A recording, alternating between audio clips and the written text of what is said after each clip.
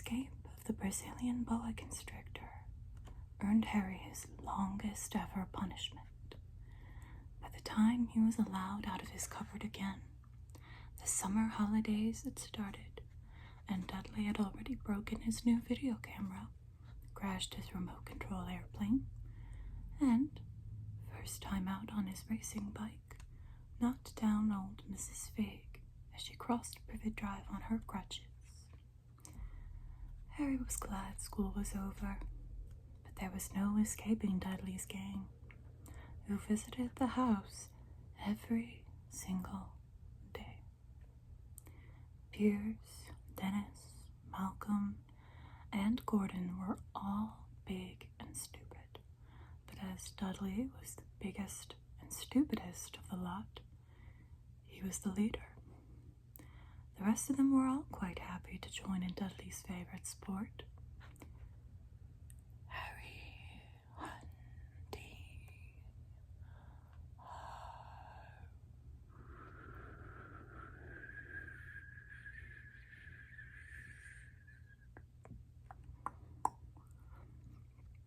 This was why Harry spent as much time as possible out of the house, wandering around, thinking about the end of the holidays, where he could see a tiny ray of hope.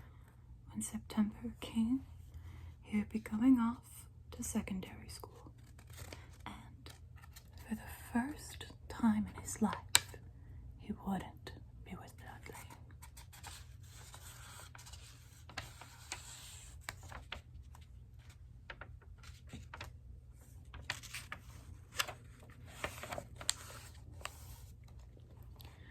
Dudley had been accepted at Uncle Vernon's old private school, Smeltings.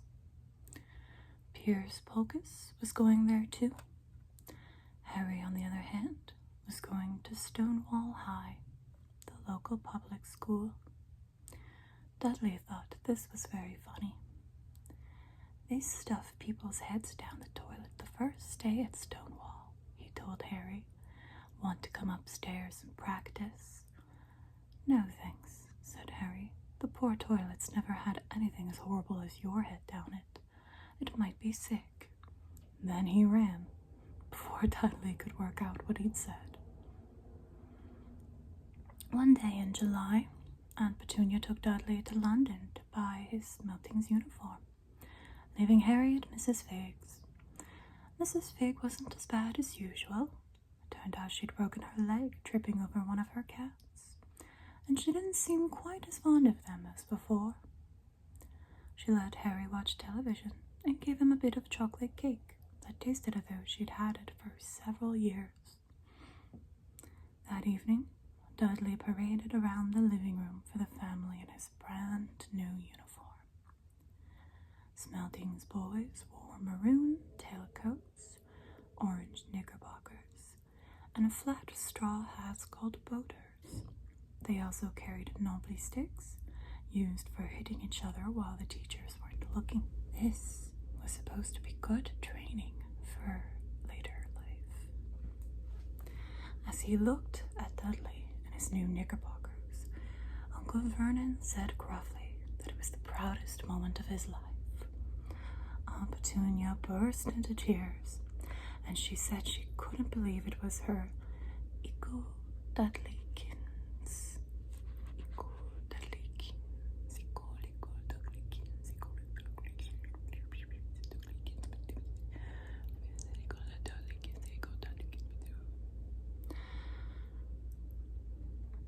He looked so handsome and grown up. Harry didn't trust himself to speak. His ribs might already have cracked from trying not to laugh.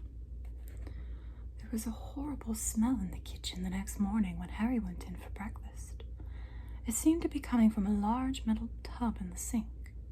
He went to have a look. The tub was full of what looked like dirty rags, swimming in grey water. "What's this?" he asked Aunt Petunia. Her lips tightened, as they always did if he dared to ask a question. "Your new school uniform," she said.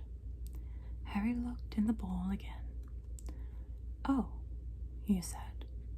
I didn't realize it had to be so wet. Don't be stupid, snapped Aunt Petunia. I'm dyeing some of Dudley's old things gray for you. It'll look just like everyone else's when I finished. Harry seriously doubted this, but thought it best not to argue. He sat down at the table and tried not to think about how he was going to look on his first day at Stonewall High. Like he was wearing bits of old elephant skin, probably. Dudley and Uncle Vernon came in, both with wrinkled noses because of the smell from Harry's new uniform. Uncle Vernon opened his newspaper as usual, and Dudley banged his smelting stick, which he carried everywhere, on the table. They heard the click of the mail slot and flop of letters on the doormat. Get the mail, Dudley, said Uncle Vernon from behind his paper. Make Harry get it. Get the mail, Harry. Make Dudley get it. Poke him with your smelting stick, Dudley.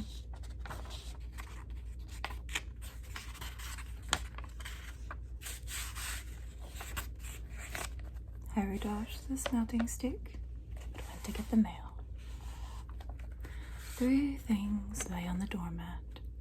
A postcard from Uncle Vernon's sister Marge, who was vacationing on the Isle of Wight, a brown envelope that looked like a bill, and a letter for Harry.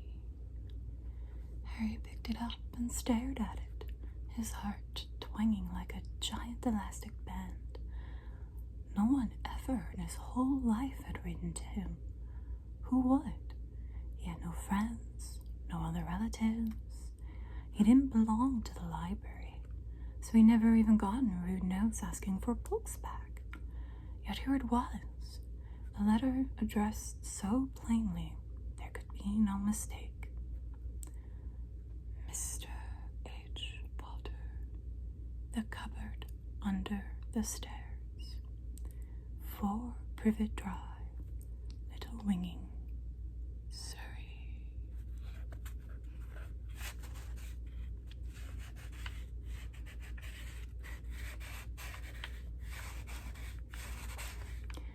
The envelope was thick and heavy, made of yellowish parchment, and the address was written in emerald green ink. There was no stamp. Turning the envelope over, his hand trembling, Harry saw a purple wax seal bearing a coat of arms, a lion, an eagle, a badger, and a snake, surrounding a large letter H. Hurry up, boy, shouted Uncle Vernon from the kitchen. What are you doing? Checking for letter bombs? He chuckled at his own joke. Harry went back to the kitchen, still staring at his letter. He handed Uncle Vernon the bill and the postcard, sat down, and slowly began to open the yellow envelope. Uncle Vernon ripped open the bill, snorted in disgust, and flipped over the postcard. Marge is ill, he informed Petunia. It a funny look. Dad, said Dudley suddenly. Dad, Harry's got something. Harry was on the point of unfolding his letter, which was written on the same heavy parchment as the envelope, when it was jerked sharply out of his hand by Uncle Vernon. That's mine, said Harry, trying to snatch it back. Who'd be writing to you? Sneered Uncle Vernon, shaking the letter open with one hand and glancing at it. His face went from red to green faster than a set of traffic lights. And it didn't stop there. Within seconds, it was the grayish white of old porridge. Petunia, he gasped. Dudley tried to grab the letter to read it. Aunt Petunia took it curiously and read the first line. For a moment, it looked as though she might faint. She clutched her throat and made a choking noise. Vernon,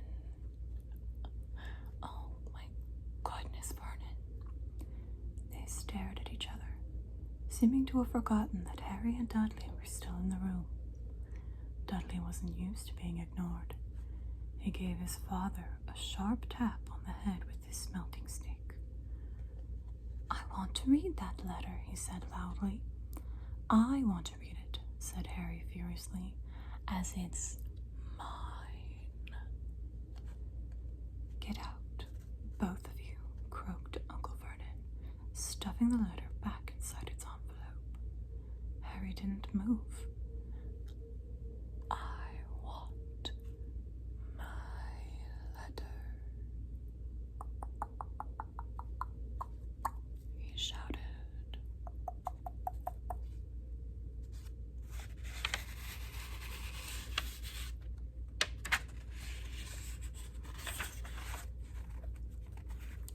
"Let me see it," demanded Dudley. "Out," roared Uncle Vernon, and he took both Harry and Dudley by the scruffs of their necks and threw them into the hall, slamming the kitchen door behind them. Harry and Dudley promptly had a furious but silent fight over who would listen at the keyhole. Dudley won, so Harry, his glasses dangling from one ear, lay flat on his stomach to listen at the crack between door and floor. Vernon, Aunt Petunia was saying in a quivering voice, "Look at the address. How could they possibly know where he sleeps? You don't think they're watching the house? Watching, spying, might be following us," muttered Uncle Vernon wildly. "But what should we do, Vernon? Should we write back? Tell them we don't want?" Harry could see Uncle Vernon's shiny black shoes pacing up and down the kitchen. "No," he said finally. "No, we'll ignore it. If they don't get an answer, yes, that's best. We won't do anything. But I'm not having one in the house, Petunia. Didn't we swear when we took him in we'd stamp out that dangerous nonsense?" That evening, when he got back from work, Uncle Vernon did something he'd never done before. He visited Harry in his cupboard. "Where's my letter?" said Harry, the moment Uncle Vernon had squeezed through the door. "Who's writing to me?" "No one. It was addressed to you by mistake," said Uncle Vernon shortly. "I have burned it." "It was not a mistake," said Harry angrily. "It had my cupboard on it." "Silence!" yelled Uncle Vernon, and a couple of spiders fell from the ceiling. He took a few deep breaths and then forced his face into a smile, which looked quite painful. "Yes, Harry, about this cupboard. Your aunt and I have been thinking. You're really getting a bit big for it. We think it might be nice if you moved into Dudley's second bedroom." "Why?" said Harry.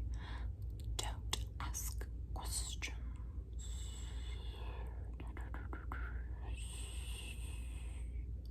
snapped his uncle. "Take this stuff upstairs now." The Dursleys had 4 bedrooms, one for Uncle Vernon and Aunt Petunia, one for visitors, usually Uncle Vernon's sister Marge, one where Dudley slept, and one where Dudley kept all the toys and things that wouldn't fit in his first bedroom. It only took Harry one trip upstairs to move everything he owned from the cupboard to his room.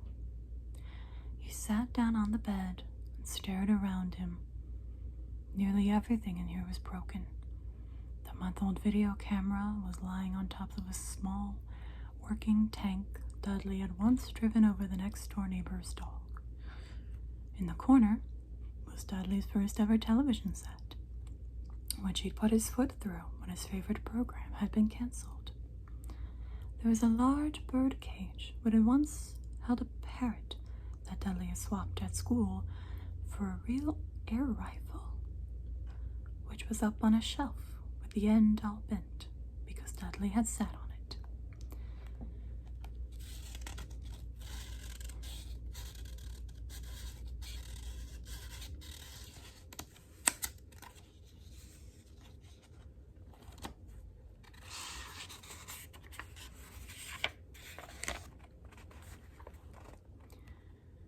other shelves were lined with books. They were the only things in the room that looked as though they'd never been touched. From downstairs came the sound of Dudley bawling at his mother. "I don't want him in there. I need that room. Make him get out." Harry sighed and stretched out on the bed. Yesterday, he'd have given anything to be up here. Today, he'd rather be back in his cupboard with that letter than up here without it. Next morning at breakfast, everyone was rather quiet. Dudley was in shock. He'd screamed, whacked his father with a smelting stick, been sick on purpose, kicked his mother, and thrown his tortoise through the greenhouse roof, and he still didn't have his room back. Harry was thinking about this time yesterday and bitterly wishing he'd opened the letter in the hall. Uncle Vernon and Aunt Petunia kept looking at each other darkly. When the mail arrived, Uncle Vernon, who seemed to be trying to be nice to Harry, made Dudley go and get it. They heard him banging things with his smelting stick all the way down the hall. Then he shouted, "There's another one! Mr. H. Potter, the smallest bedroom, 4 Privet Drive." With a strangled cry, Uncle Vernon leaped from his seat and ran down the hall, Harry right behind him. Uncle Vernon had to wrestle Dudley to the ground to get the letter from him, which was made difficult by the fact that Harry had grabbed Uncle Vernon around the neck from behind. After a minute of confused fighting, in which everyone got hit a lot by the smelting stick, Uncle Vernon straightened up, gasping for breath, with Harry's letter clutched in his hand. "Go to your cupboard. Your bedroom," he wheezed at Harry. "Dudley, go. Just go." Harry walked round and round his new room. Someone knew he had moved out of his cupboard, and they seemed to know he hadn't received his first letter. Surely that meant they'd try again. At this time, he'd make sure they didn't fail. He had a plan. The repaired alarm clock rang at 6 o'clock the next morning. Harry turned it off quickly and dressed silently. He mustn't wake the Dursleys. He stole downstairs without turning on any of the lights. He was going to wait for the postman on the corner of Privet Drive and get the letters for number 4 first. His heart hammered as he crept across the dark hall toward the front door. Ugh! Harry leaped into the air. He had trodden on something big and squashy on the doormat. Something alive. Lights clicked on upstairs, and to his horror, Harry realized that the big, squashy something had been his uncle's face. Uncle Vernon had been lying at the foot of the front door in a sleeping bag, clearly making sure that Harry didn't do exactly what he'd been trying to do. He shouted at Harry for about half an hour, and then told him to go and make a cup of tea. Harry shuffled miserably off into the kitchen, and by the time he got back, the mail had arrived right into Uncle Vernon's lap. Harry could see 3 letters addressed in green ink. "I want," he began, but Uncle Vernon was tearing the letters into pieces before his eyes.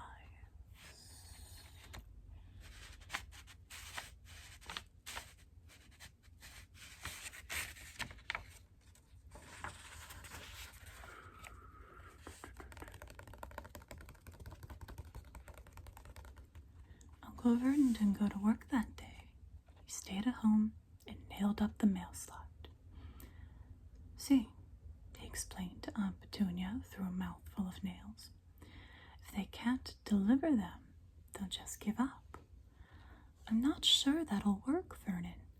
"Oh, these people's minds work in strange ways, Petunia.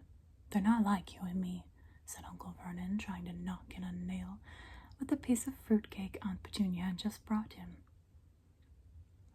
On Friday, No less than 12 letters arrived for Harry. As they couldn't go through the mail slot, they had been pushed under the door, slotted through the slides, and a few even forced through a small window in the downstairs bathroom. Uncle Vernon stayed at home again. After burning all the letters, he got out a hammer and nails and boarded up the cracks around the front and back doors so no one could go out. He hummed Tiptoe Through the Tulips as he worked and jumped at small noises. Tiptoe through the tulips.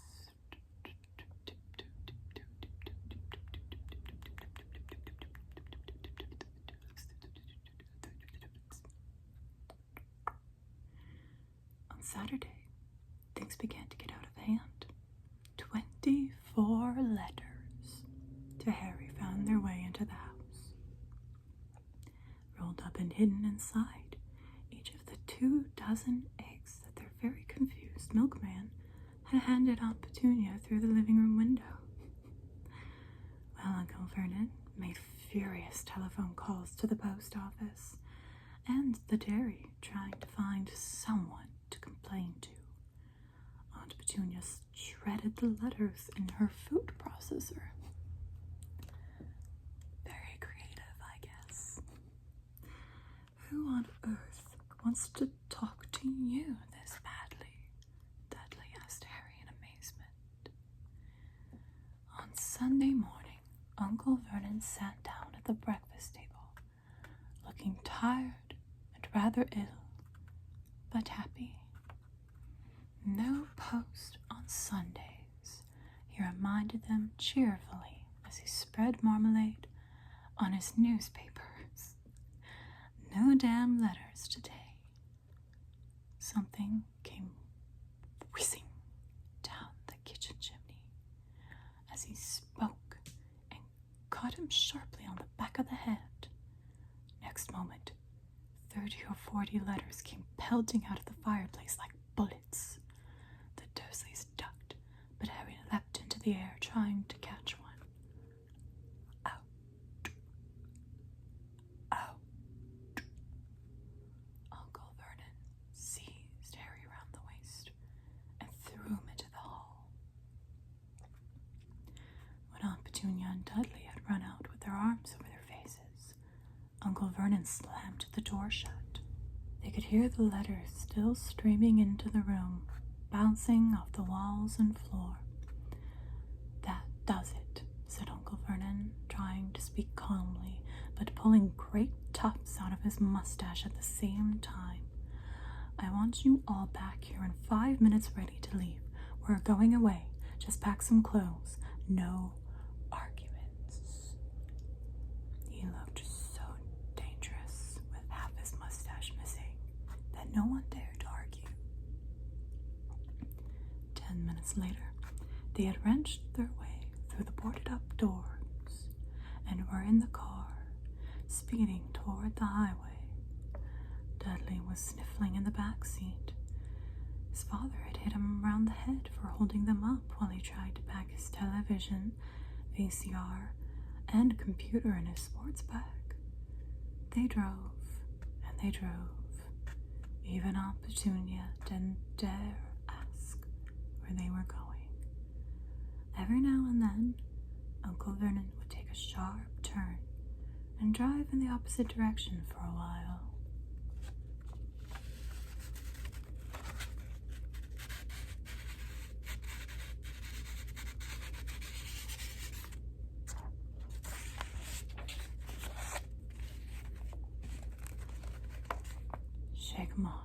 Shake 'em off, he would mutter whenever he did this.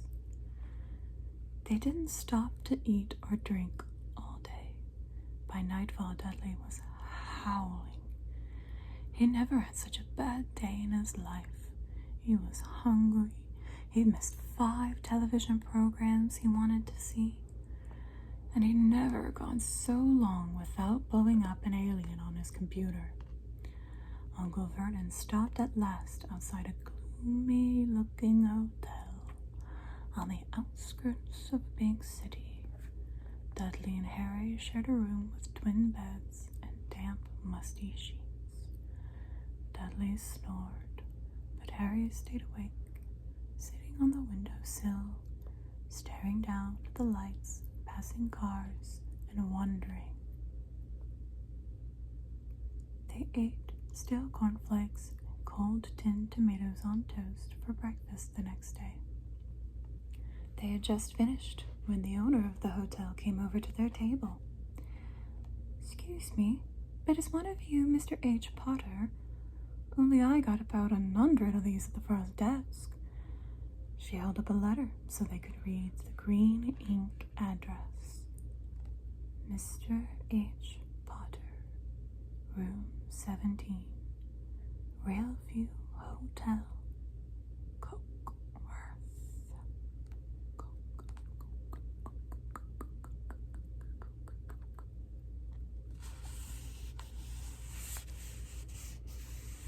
Harry made a grab for the letter, but Uncle Vernon knocked his hand out of the way. The woman stared. "I'll take them," said Uncle Vernon, standing up quickly and following her from the dining room. "Wouldn't it be better just to go home, dear?" Aunt Petunia suggested timidly, hours later. But Uncle Vernon didn't seem to hear her. Exactly what he was looking for, none of them knew. He drove them into the middle of a forest, got out, looked around, shook his head, got back in the car, and off they went again. The same thing happened in the middle of a plowed field, halfway across a suspension bridge, and at the top of a multi-level parking garage.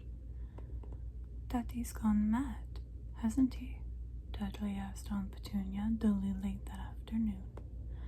Uncle Vernon had parked at the coast, locked them all inside the car, and disappeared. It started to rain. Great drops beat on the roof of the car. Dudley sniveled. "It's Monday," he told his mother. "The great Umberto's on tonight. I want to stay somewhere with a television." Monday. This reminded Harry of something. If it was Monday, you could usually count on Dudley to know the days of the week because of television. Then tomorrow, Tuesday, was Harry's 11th birthday. Of course, his birthdays were never exactly fun. Last year, the Dursleys had given him a coat hanger and a pair of Uncle Vernon's old socks. Still, you weren't 11 every day. Uncle Vernon was back, and he was smiling. He was also carrying a long, thin package, and didn't answer Aunt Petunia when she asked what he bought. "Found the perfect place," he said. "Come on, everyone out." It was very cold outside the car. Uncle Vernon was pointing at what looked like a large rock way out at sea.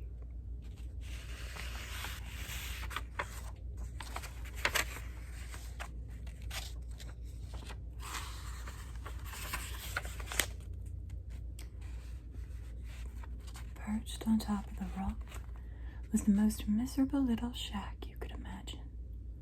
One thing was certain, there was no television in there. "Storm forecast for tonight," said Uncle Vernon gleefully, clapping his hands together. "And this gentleman's kindly agreed to lend us his boat." A toothless old man came ambling up to them, pointing, with a rather wicked grin, at an old rowboat bobbing in the iron-gray water below them. "I've already got us some rations," said Uncle Vernon, "so all aboard." It was freezing in the boat. Icy sea spray and rain crept down their necks, and a chilly wind whipped their faces. Chilly wind.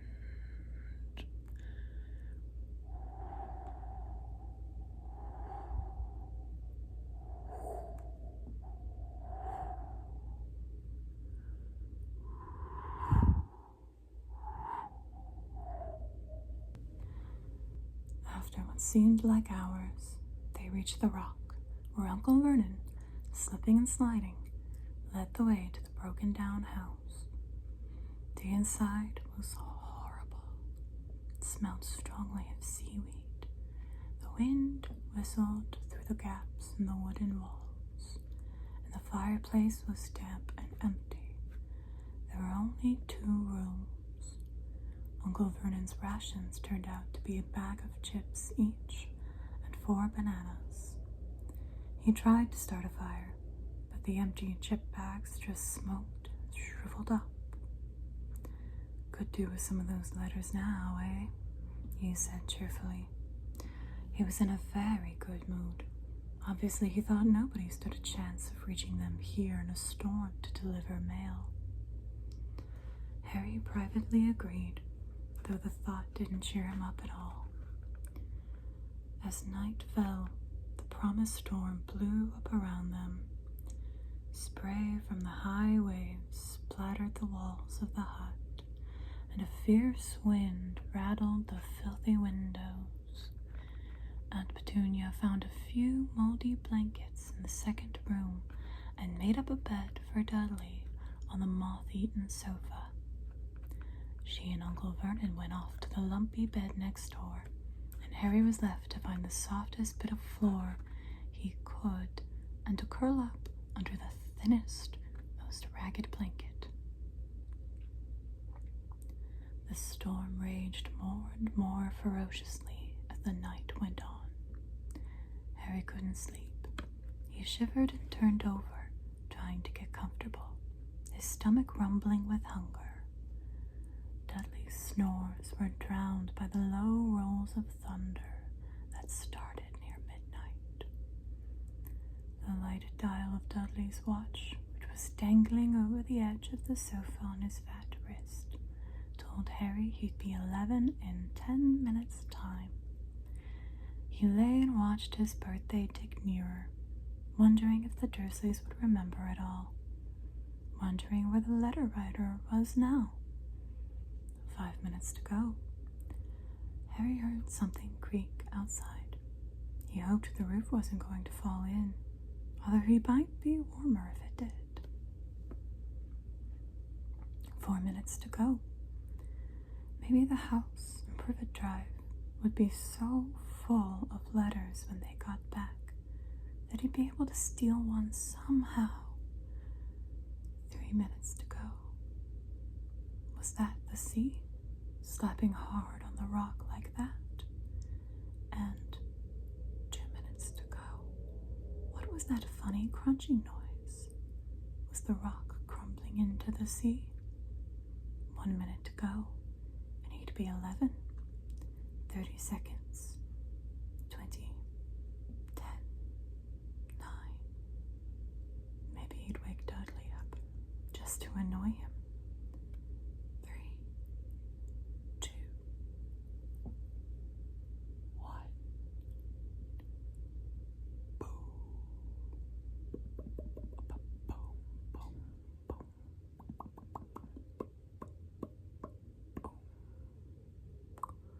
The whole shack shivered, and Harry sat bolt upright, staring at the door.